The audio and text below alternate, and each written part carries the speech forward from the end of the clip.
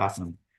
What's good, y'all? Welcome back to another episode. We're in a different location. That's for another time and day. But we have some amazing, handsome gentlemen, Oh to be my gosh. exact, Thank to you. say the least. So, who are you guys? Hello, my name is Luke. I was in an earlier episode. I know Mario or Yoshi as I met him from Mount Herman. I'm a sophomore at Westmont College and am excited to be here. Well done. Thank you. My name is Scott Saunders, kind of a little chain connection here. Mario knew Luke, and then I knew Luke, so therefore I know Mario. Yeah, we're both at Westmont, Luke and I, and we are excited to be a part of this. Definitely. And the topic we're talking about, this is more of a question for all you guys. What is an industry that has about $97 billion revenue, can take in any individual for work? Anyone can make money off of this, and all you need is a camera and a body. Hmm. If you're thinking about it, most likely this is the pornography industry. This has been an industry, I know for me, it's been around since I was little. It's been having so much access. The porn industry, what is it? How did it get so powerful? Mhm. What's going on in this world? Yeah. But before we get into that, I feel like we should talk about like what is our definition of the porn industry? What is our definition of pornography? Yeah. And in simple terms, we decided that it is a form of media that is used for the consumer to increase sexual desires or sexual stimulation. I'm not too sure if you guys want what do you guys want to add on that? Yeah, I think I'd add on just the beauty of sex itself, and how it was created by the Lord. I think that the switch as far as pornography and its definition is kind of a shift from the purpose of sex being for covenantal intimacy. And it's a shift from that truth and the beauty of how God created it to a means of either making a profit, making money, or using somebody else to do so. So I feel like that'd be kind of something that I'd add on to it as well. Definitely, I feel that's to add on with that too is like pornography uses sex as a bad thing, and then when you indulge in like watching pornography, watching all this sexual stuff, you feel like engaging in sex, having these sexual and lustful desires, like it's completely bad. So it creates that black and white perspective. Yeah, yeah, Yeah, I think and this might be getting a little bit into the next question, but one thing that I hear all the time is like a big danger of pornography is because it's so fabricated and so like romanticized and dramatized, and it's become this like consumer product rather than the real thing, what the purpose was, is that it's completely warped people's expectations for what sex should be. And so it has hurt relationships, it has hurt marriages because people go in expecting this, hyper-sexualized, romantic, like this thing when in reality it's a lot more raw, it's a lot more real. It's this thing God created for this, for like you said, this covenantal uniting of two people. But because sex has been turned into this consumer product, like you said, it's then one, people who are, in the secular mind, it becomes this glorified thing. And then two, for Christians, you see porn as bad, and then porn connects to sex as bad, and then you have a negative view of sex, which, yeah, like you're saying, that's not what the Bible tells us. yeah. And so it's bad for everyone involved.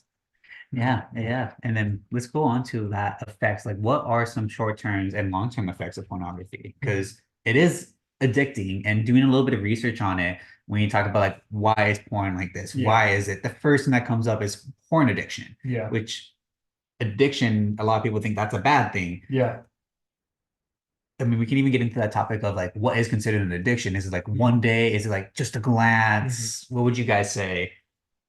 yeah. I'd say for me, my definition of addiction would be, I guess, being in a position where you are telling yourself you can stop, but you're unable to. Mhm. It's almost like this is something that's become a need in your life, and almost like it's a shift in priorities too. I'd say like the transition from seeing pornography a few times to it becoming a full-blown addiction how is it affecting the rest of your life? Is it taking from you? I feel like that's kind of the start. Once you start realizing, hey, this is something that I'm starting to feel really guilty about. I'm starting to feel a lot of shame about. I'm feeling like it's this hidden thing in my life and it's creating isolation. That's when you probably are trending towards or in the middle of an addiction. And I feel like that's also language that a lot of people don't want to use because that's addiction is such a scary term. But I feel like the first step in healing is identifying the issue. Mhm. Like, hey, I need help. So yeah, that's what I'd say. Yeah, it's true. Just if you, I've been in an AI meeting, not because I've drank or anything, but one of the therapy sessions I was in, it had a connection with people who are in AI. So it was just a very interesting situation to be in. And one of the biggest things they talk about is like, my name is this. I have been a alcoholic for such amount of years, and Yeah, it's been acknowledging X. it. Yeah, they Yeah. acknowledge it. So, Hmm. like you mentioned, first thing is to acknowledge, like, hey, even though if I'm addicted or I'm not addicted, this is not a good thing. Yeah. Yeah, I think that's also an like another, especially with porn, is that because there's such a wide access to it now, and because like it's hitting such a younger demographic, it's so easy to hide as an addiction because you can get it in any forms of media. Like it used to be, like I guess you look at like the old '90s, '80s movies. Oh, you get the magazine. Yeah. You go Get to the the store, get the mag, get the DVDs. DVDs. But now it's like anything that has internet access to internet. You can. So it's so easy. One, it can be like, oh, it's not affecting these people, so it's not an addiction yet because you know what I mean. Like Yeah. because it's like Right. it's only it's only at this time. I only do it once a week, but then You I don't just know. I get think the more you start to deny it in your head, the more you realize. You know what I mean? Hmm. Like that's I Mm. mean with things I've been addicted to in the past, like that's like it's a realization that like something switches in my like I can't not do it and I Yeah. can't Hmm. admit to myself that I'm doing Yeah, and with the idea of addiction, a little bit of no, well, not knowledge, but terminology, dopamine, it. Yeah. serotonin. Yeah. Yeah. With pornography, watching it, it increases all those hormones. Mhm. So someone used the terminology, it's like it's a hormone cocktail that you Mhm. get all this in you, and after you watch pornography, after you ejaculate, you masturbate, Mhm. Mhm. all that dopamine just plummets. It doesn't fall back into that stability, it just completely drops. So you crash, you end up your body wants to find that high again. Yeah. So it will continue to watch that pornography videos, continue to masturbate, ejaculate.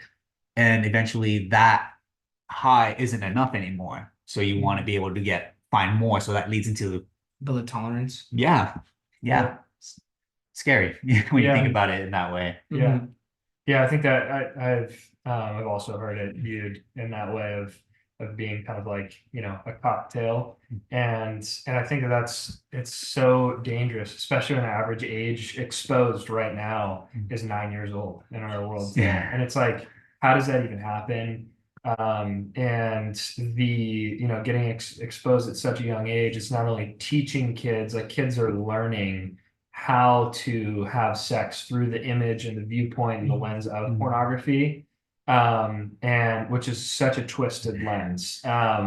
And then you throw in the aspect of as that addiction continues in children's lives, you look off in the future and you're like, man, I mean, all of the correlations and statistics all over the place, if you look it up between a person that's consumed pornography in the past 30 days and their likelihood in their life and the correlation between of them not being happy in their marriage is, I mean, the statistics are crazy. And so it's like how, like you were saying, as the dopamine hits become, less and less powerful, it's almost like cocaine. Like you have to keep having higher doses of cocaine And for pornography, that's risk. Yeah. Like you need more risk. You need something that's more thrilling, something that's going to get you that high in a bigger way, because all of a sudden, like you said, masturbating and watching porn becomes not enough. And then it's like, it becomes, okay, now I want to take this in person. And then, and a lot of people view marriage as like, oh, it'll get better when I'm married. But then down the line, when you're at a point where,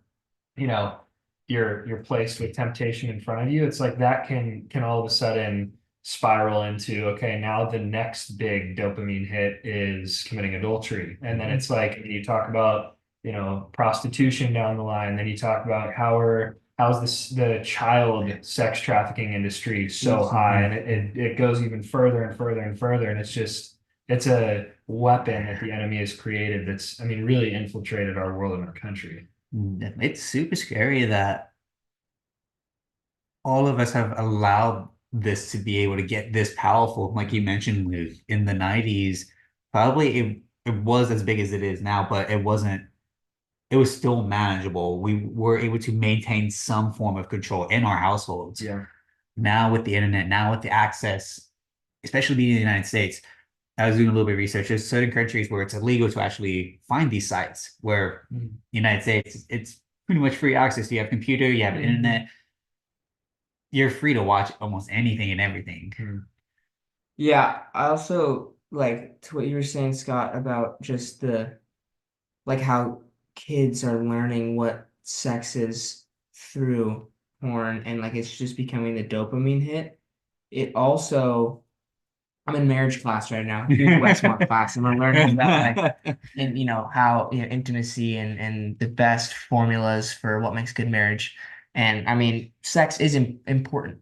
Like I mean, of course, it's not the primary part of marriage, not even close, not at all. But there's like countless studies that show that what makes sex so fulfilling, so gratifying, so rewarding is the emotion attached to it, the emotion attached to the person.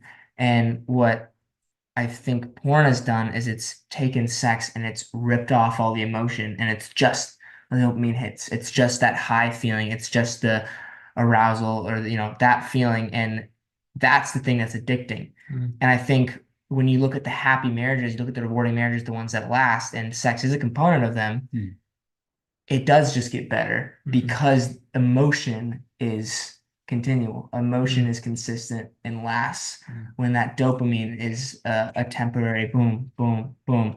And like that's, I mean, it's so hard because, and then this go back to like the whole view of Christianity being like, oh, you guys are like a slave to the doctrine, a slave to the rules, when in reality, like you look at it, you are so much freer. Yeah. If you look at sex in this way, this is this beautiful emotional connection, because you're not attached to it. Like it's building you up. And when you look at it as a dopamine hit, when you look at it as like something like you need your next hit, you need your next, arousal, like it wears you down and it controls you. And it's just fascinating to see how God's always right. And like we still push back. It's just, yeah, it's something.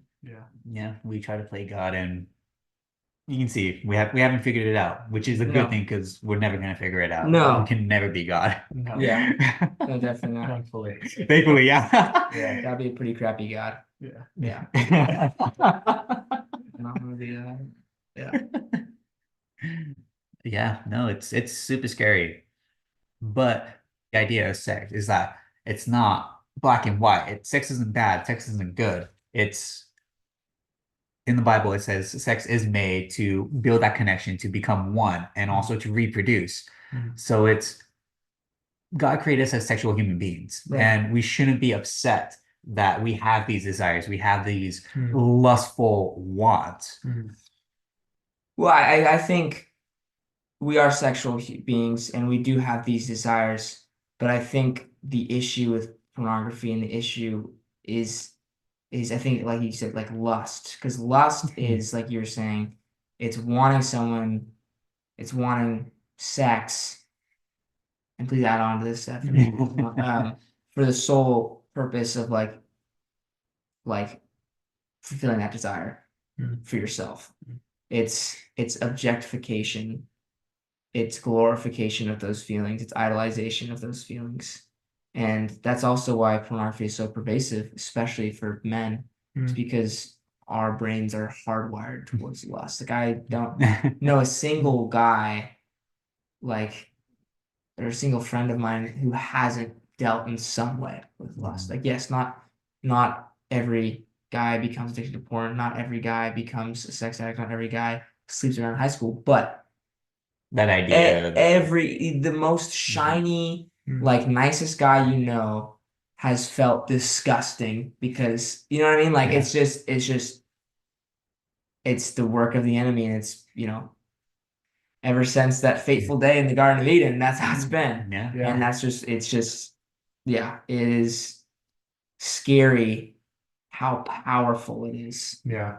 And I think that is what, and like you talked about earlier, porn as we know it today, like the media, the video, I guess that's Mm. kind of it's more recent. But as a whole, like that's been around for forever. Yeah. Mhm. Prostitution, brothels, like that's been around since Jesus' time, since before then. Yeah, prostitution. That like one lady that was going to be stoned to death because Right. was caught committing adultery. Mm. It's always going to be around. Yeah. So that ties into our final question. How do we overcome this sexualized world that Yeah. says like, hey, it's okay to have sex. It's okay to be aroused and not be committed with someone. Hmm. Hmm.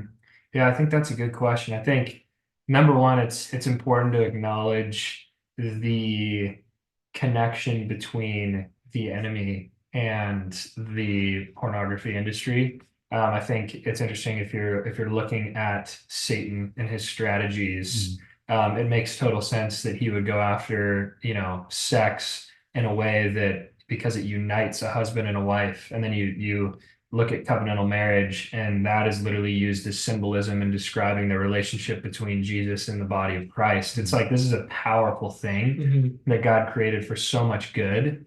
And it makes sense that the enemy, out of all things, would want to corrupt that, would want to pull people away from that, would want to rip people away from it, and pervert it in any way he can, make people, covered in guilt and shame because of that, and throw lies in their heads. And it's like, this is a battlefield that he's playing on. Yeah. And even music. I mean, you look at that, Mhm. and music being like a means of worshiping God, which is one of the most powerful things that you can do is have a heart of worship and be like, that's the point of music initially, is for praise. And it's like, and then how much he's corrupted, Satan's gone in and corrupted the music industry.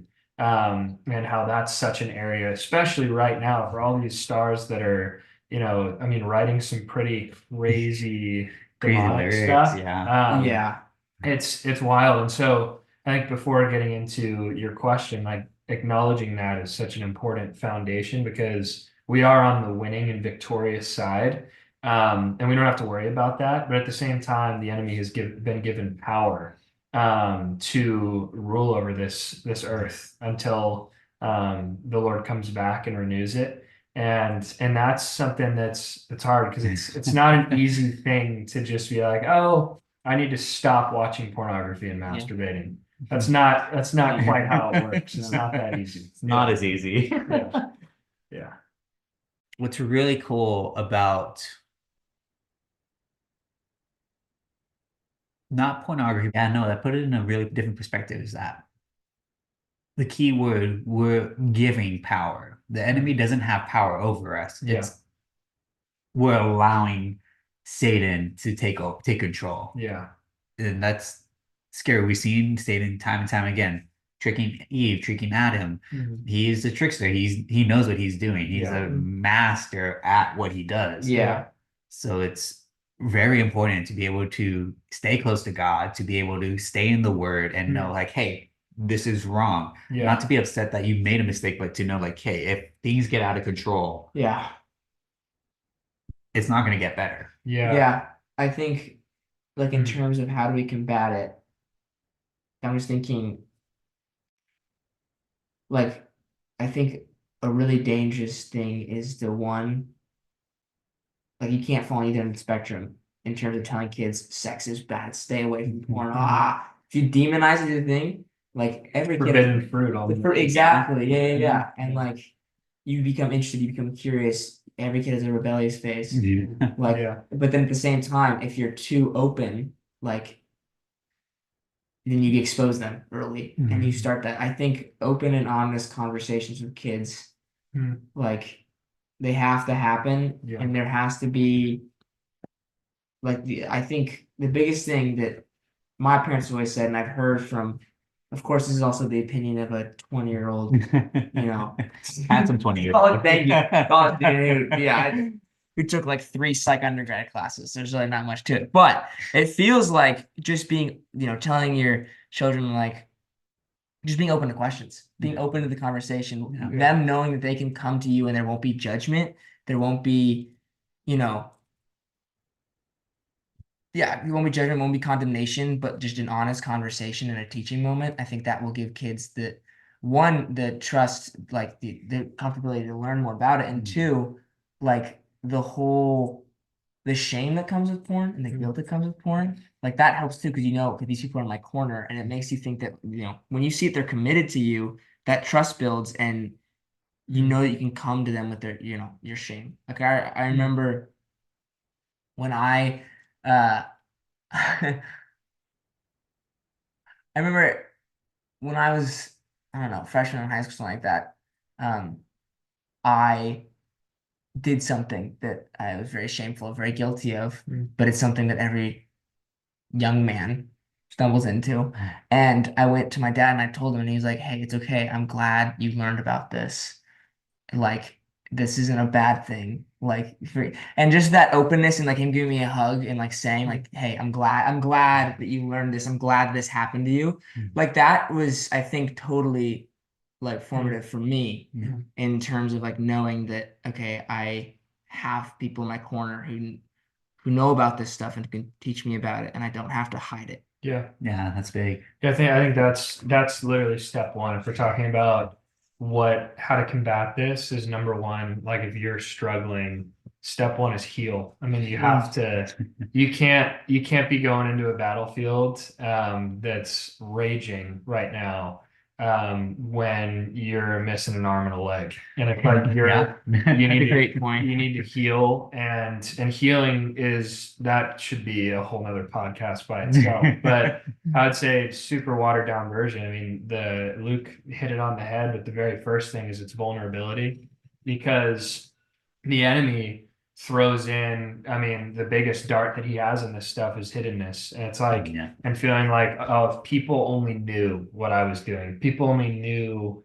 what I desired, what I thought in my head on a given day, what I think about that girl that walks by. Yeah. If people only knew, and it's like this big thing in your head, and he keeps you trapped there and just fills your head with lies. And the second that you open up to somebody, it's pretty incredible. I haven't talked to one guy that hasn't been impacted in some way by porn. And it's like, Yeah. and really like every guy gets it to a certain extent, and really affirming those doubts and lies that have been going through your head for a long time with love is the first step to healing and getting in community. And then I think the balance too between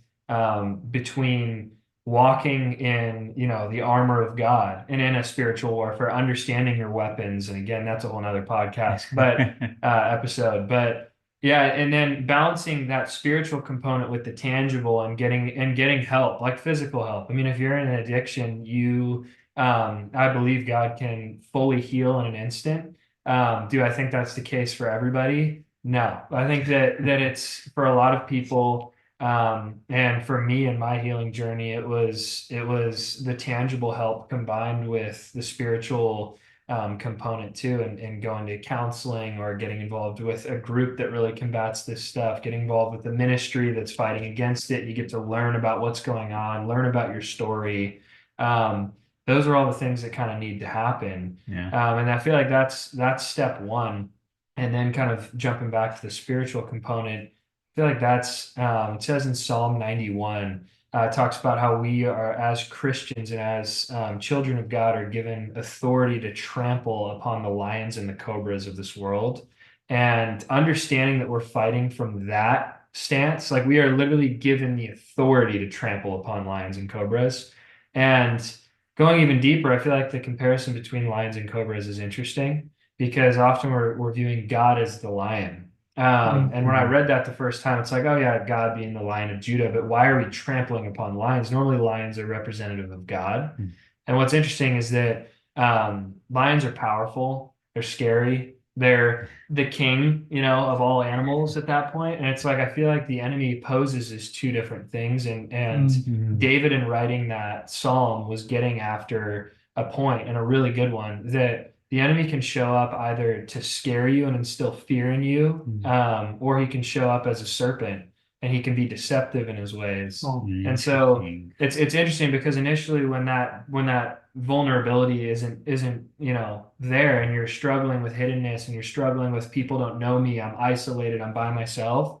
Pornography is viewed as this lion in your life where you're terrified of it. You're like, I'm never going to be free. I don't know what's going on, and you have fear about it. Like, is this going to affect my marriage someday? Am I going to get divorced someday because of this? And then you trample on that lie.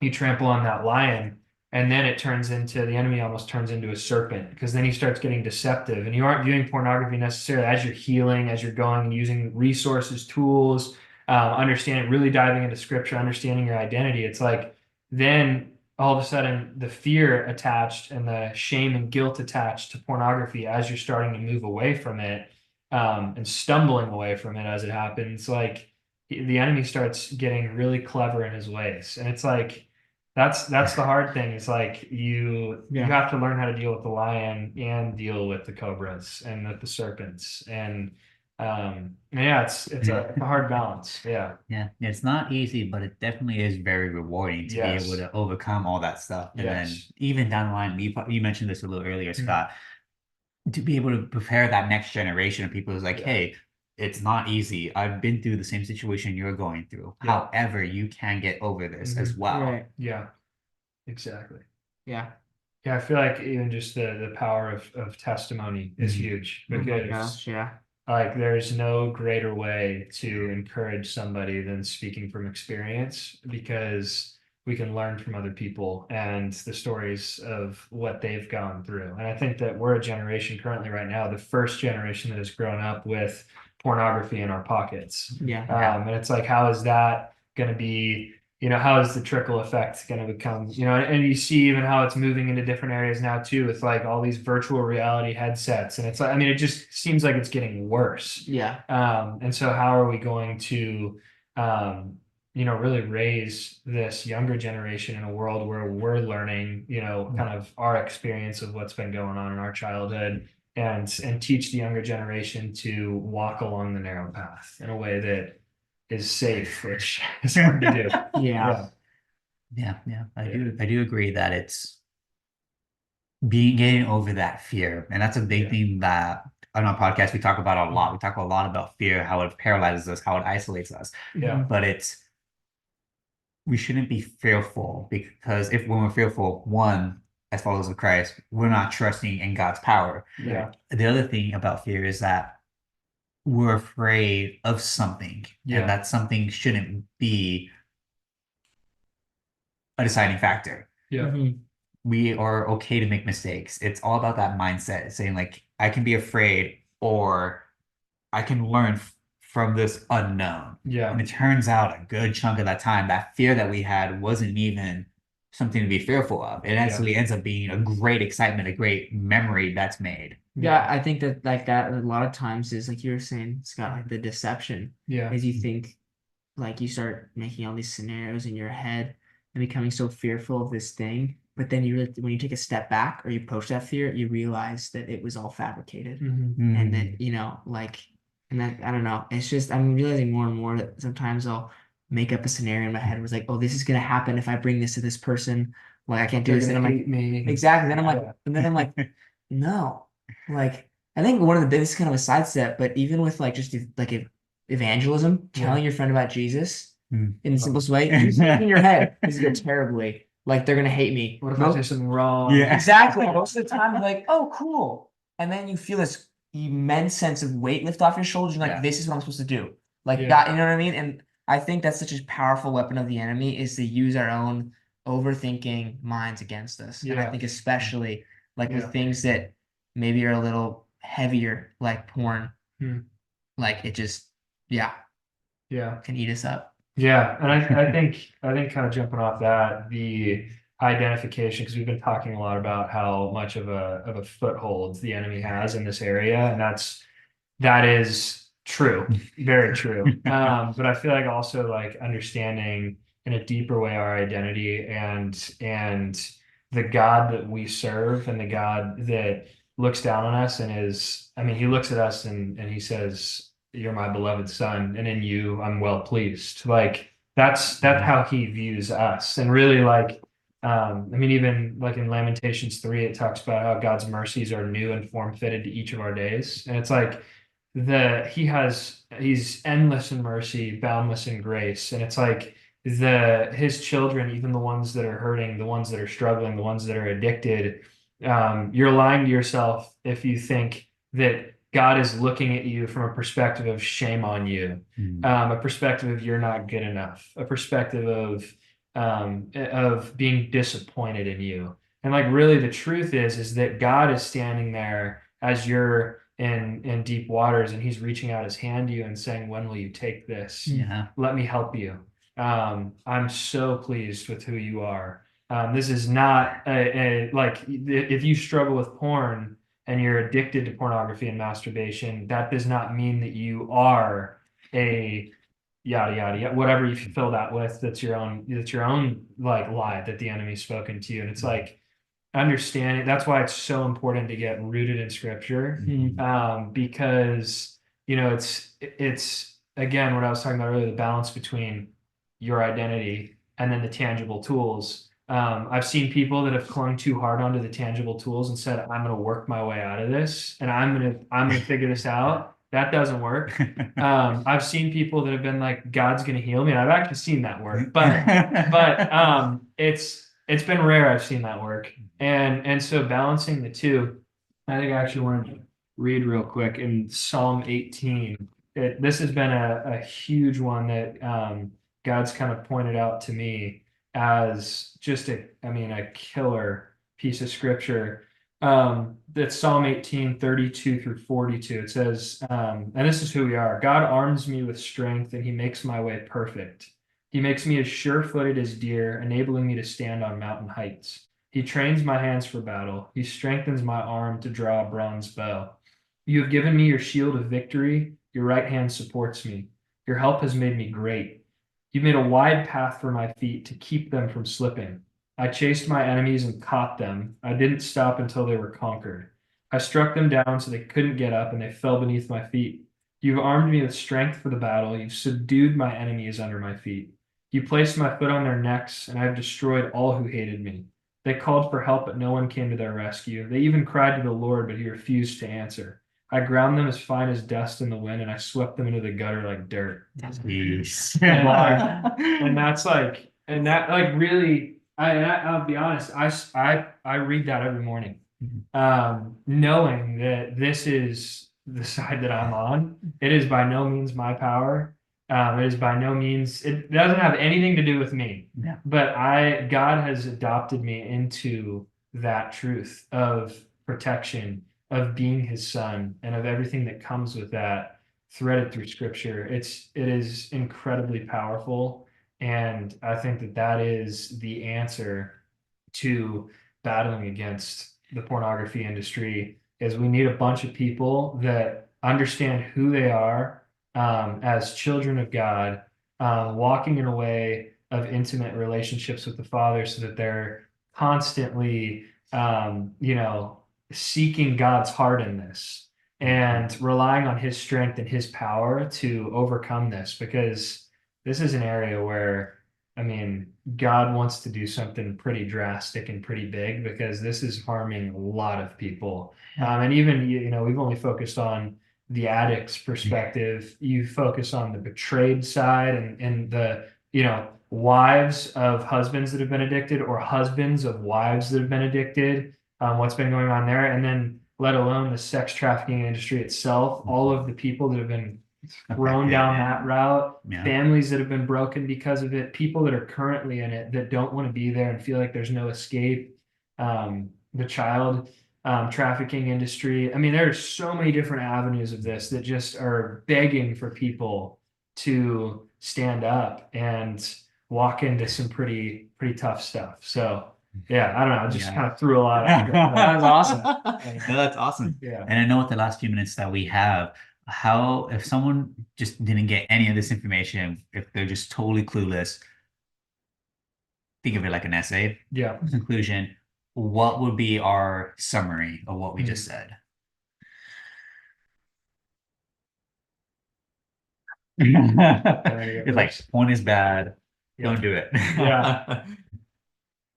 I think out of everything that we just said, the summary is we are children of an all-powerful God Mm. in a broken world where the enemy is at work to drag as many people into his brokenness and his lies and deception as humanly possible.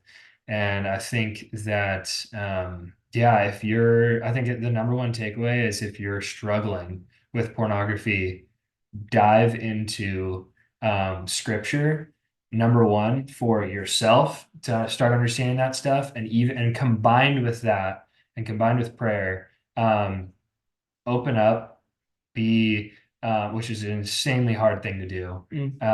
But be vulnerable with somebody you trust. Start there, start simple, and get help from there. And yeah, like I said earlier, combine the personal relationship with the Lord and seeking his heart with the tangible tools. And I feel like that's the key to battling the pornography industry, is that if people stop, as far as if people don't buy pornography, if people aren't buying that stuff, I mean, that literally completely wipes out the feet of the pornography industry. Mm. Do I think that can happen large scale? I do believe it can, but I think that's a very hard thing to do. Yeah. But God can do anything. Yeah. Yeah. Yeah, Philippians 4:13, we can do all things for Christ who Amen. gives us strength. Yeah. It's true. Although we want this industry to stop Yeah. for the sake of this next generation. Yeah. In our lifetime, probably it won't happen. Probably Yeah. not. However, just being able to prevent people little by little, Yeah. little by little, it's gonna make a difference. It's Yeah. like it's the rippling effect, where if you drop a pebble in the water, it's gonna Yeah. create a Right. rippling, and Yeah. everything else that's in that area is gonna be affected by it. Yeah. So it's Yeah. having that big picture in mind, though at the same time focusing on the little things that you can do, Yeah. creating Exactly. that domino effect. Yeah. So the more people hear about others' testimonies, Mhm. others giving their own, stories about how they overcame it, then that's just Yeah. gonna lead others to give their testimony and their testimony. You know what I mean? Yeah. And I think this is a new thing. It feels like Mhm. a new issue. And so I think you nailed it, Mario. It's like Yeah. it takes it's gonna take more and more people having conversations like this with each other, having conversations with loved ones, parents, and then that will just keep encouraging others Yeah. and making it an issue that we don't have to hide, Yeah. an issue that there is conversation about. Because I think the thing that feeds it the most is keeping it hidden, like we said Mhm. earlier. Yeah. So just keep talking about it. Yep. Yep. Yeah.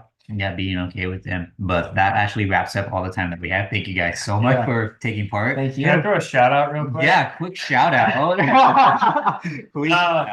Well, I'm throwing a shout out for help, I guess. And I would say if you are struggling, I'd highly recommend reaching out. And just even like looking into it. Pure Desires Ministries. They cover all aspects of this area for addicts, people that are feeling betrayed. Even if you just want to learn more about it, if you don't know much. It's a really good resource, and they do a lot of really cool things. So if you're looking for the next step or tangible resources to actually get help, that's a great area to start. And they have groups, teams, people you can talk to. all of the above. So it's really cool. So I would throw that out there as an actual tool that you can take away from this. Definitely. And what is this program? Is it like a website you can find? Is it online? Is it virtual? Is it all over the states? Yeah, it is. It's kind of all over. It's so they have an internet site where you can go on and look at everything that they do, a ton of stuff. But yeah, they have virtual groups that you can do online. They have in-person groups, so you can see if you have locations around you where they got where they're actually planted in specific churches. My church back in the Bay Area, they have a Pure Desires ministry there, kind of like, I guess, like a little base where they can work, where they work out of, and run groups. So there are those all over the country, but it's a really great resource. Awesome, man. For Yeah. someone who's listening in right now, they would just search online. Yep. And what would they type in specifically, like help or Yeah.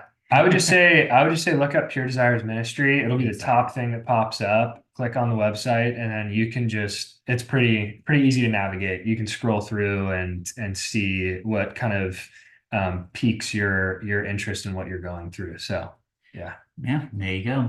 As always, as we mentioned, stay curious, pass a smile, stay safe, always be awesome. PSA. If you learn something new as well, high five the person next to you as well. And yeah. And the person next to the person Yeah. next to you. Yeah, there we go. And yeah, we love you guys and we'll see you guys next time. Take care. Thank you. Sweet. That was awesome. Oh, that was my back.